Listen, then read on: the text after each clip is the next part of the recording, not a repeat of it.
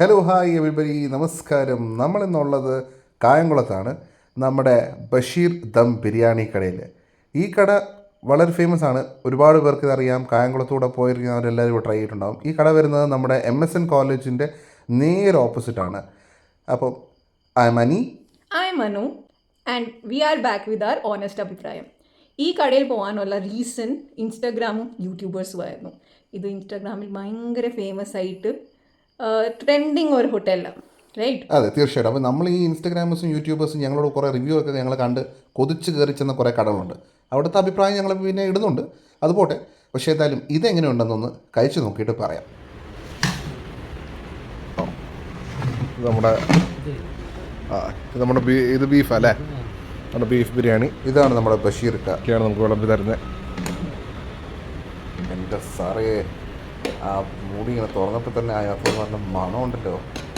മറ്റേ സിനിമയിൽ പറഞ്ഞ പോലെ മറ്റൊന്നും കാണില്ല എൻ്റെ സാറേ എന്ന് പറഞ്ഞ പോലെ. ഓ, എന്നാ സ്മെല്ലാണ്. തുറന്നപ്പോൾ മാത്രമല്ല, പക്ഷേ ആ ഹോട്ടലിൻ്റെ ഫുൾ മണമാണ്. മണം എന്ന് പറഞ്ഞാൽ സത്യം വായിൽ കപ്പലോടും. അസാധ്യ മണമാണ് കേട്ടോ.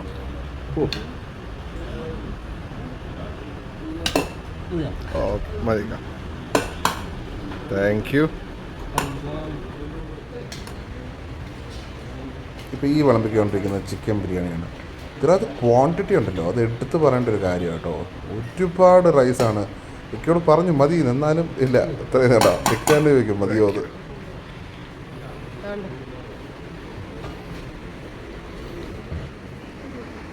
ഇത് നമ്മുടെ ബീഫും നമ്മുടെ ചിക്കനും.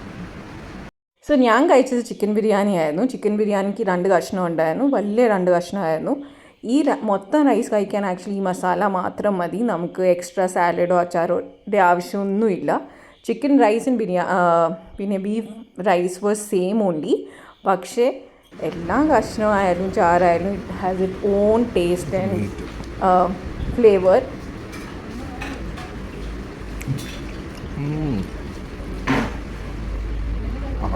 അടിപൊളി. ആ മസാലയും ആ ഫ്ലേവേഴ്സും ഒരു രക്ഷയില്ല.